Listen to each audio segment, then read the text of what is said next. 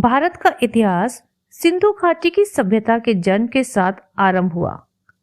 यह विश्व की प्राचीन नदी घाटी सभ्यताओं में सबसे प्रमुख, व्यापक तथा चर्चित सभ्यता थी। सिंधु और घग्गर हकड़ा प्राचीन सरस्वती के किनारे विकास होने से सिंधु घाटी सभ्यता नाम पड़ा। नगरों के उदय के कारण प्रथम नगरीकरण तथा कांस्य के प्रयोग के कारण इसे कांस्य सभ्यता भी कहा जाता है।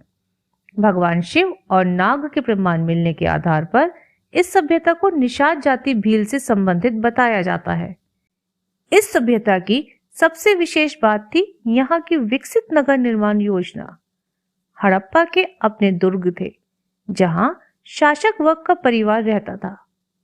प्रत्येक नगर में दुर्ग के बाहर एक उससे निम्न स्तर का शहर था, जहाँ ईंटों के मकानों में सामान्य लोग रहते थे।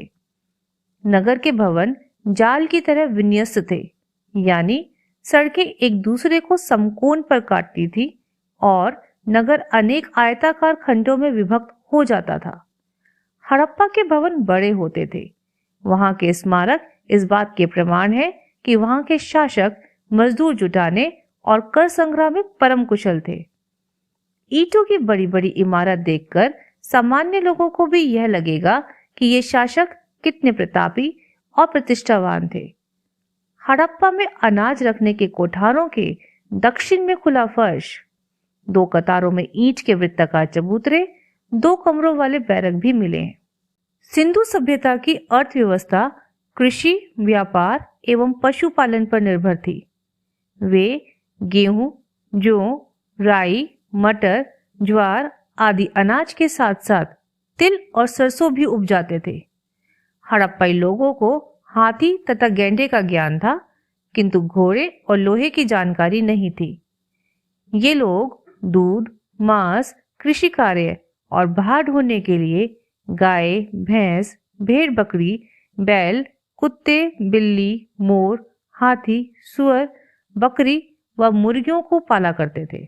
मिट्टी के बर्तनों पर काले रंग से भिन्न भिन्न प्रकार के चित्र बनाने में इस सभ्यता के लोग कुशल थे। इनके बनाए कपड़े विदेशों में भी निर्यात होते थे। जौहरी का काम, मनके और ताबीज बनाने का कार्य भी लोकप्रिय था। यहाँ के लोग आपस में पत्थर, धातु, शल्क आदि का व्यापार करते थे। वे चक्के से परिचित थे और संभवतः आजकल के इक्के जैसा कोई वाहन प्रयोग करते थे।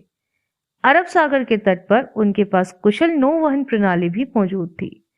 हड़प्पा में पक्की मिट्टी की स्त्री मूर्तिकाएं भारी संख्या में मिली हैं। एक मूर्ति में स्त्री के गर्भ से निकलता एक पौधा दिखाया गया है। यह पृथ्वी देवी की प्रतिमा है और इसका निकट संबंध पौधों के जन्म और वृद्धि से रहा होगा। इसलिए मालूम होता है कि यहाँ के लोग धरती को उर्वरता की देवी समझते थे और इसकी पूजा करते थे।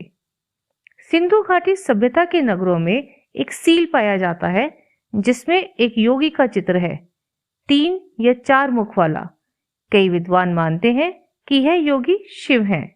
इस युग के लोग पत्थरों के बहुत सारे औजार तथा उपकरण प्रयोग में लाते थे। वे तांबे तथा टिन को मिलाकर कांस्य का निर्माण करते थे। ये लोग सूती कपड़े, नाव, मुद्रा निर्माण, मूर्ति निर्माण के साथ बर्तन बनाना भी जानते थे। यहाँ के लोगों ने लेखन कला की हड़प्पाई लिपि विकसित कर निजी संपत्ति का लेखा जोखा आसान कर लिया था। व्यापार के लिए माप तोल की आवश्यकता उन्होंने बांट के कई तरह की वस्तुओं से पूरी की। तोल में 16 या उसके आवर्तकों का उपयोग होता था। सिंधु घाटी सभ्यता के अवसान के पीछे विभिन्न तर्क जैसे आक्रमण, जलवायु परिवर्तन एवं पारिस्थितिक असंतुलन, बाढ़ तथा भूतात्विक परिवर्तन, महामारी, आर्थिक कारण आदि हैं। ऐसा लगता है कि इस सभ्यता के पतन का कोई एक कारण नहीं था, बल्कि विभिन्न कारणों के मेल से ऐसा हुआ, जो अलग अलग समय में या एक साथ होने की संभावना है।